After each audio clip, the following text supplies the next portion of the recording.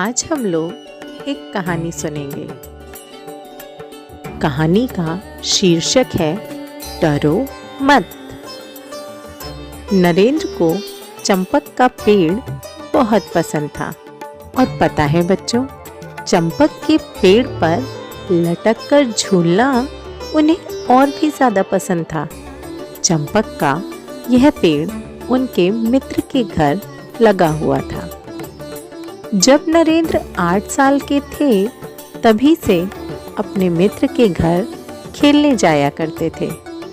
हर रोज की तरह एक दिन वे अपने मित्र के घर खेलने गए हुए थे और उसी चंपक के पेड़ पर लटक कर झूल रहे थे कि तभी उनके मित्र के दादाजी वहां आए और नरेंद्र से बोले, नरेंद्र, उतरो उस पेड़ से और दोबारा उस पेड़ पर मत जाना।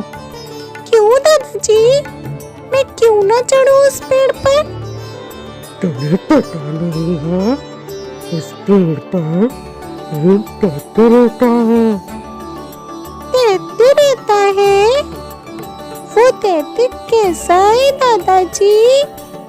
वो दैत्य बहुत डरावना है दादाजी, मुझे उस दैत्य के बारे में कुछ और बताइए ना। दादाजी को यह डर था कि अगर पेड़ की डाल टूट गई तो नरेंद्र गिर पड़ेंगे और उन्हें चोट लग जाएगी। नरेंद्र ने दोबारा दादाजी से पूछा, मुझे उस दैत्य के बारे में कुछ और बताइए ना दादाजी।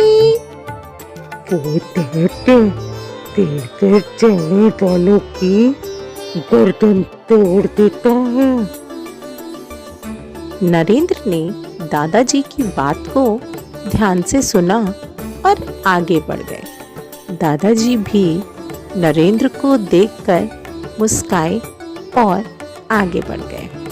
दादाजी को लगा कि बालक दैत्य की बात सुनकर डर गया है और वह अब दोबारा इस पेड़ पर नहीं चढ़ेगा।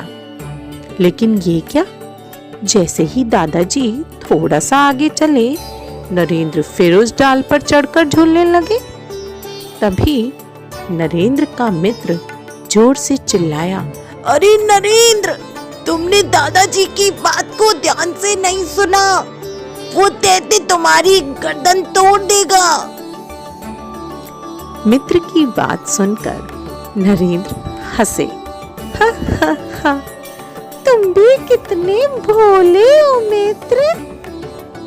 अगर दादाजी की बात सच होती तो अब तक मेरी गर्दन टूट चुकी होती। ऐसा हुआ क्या?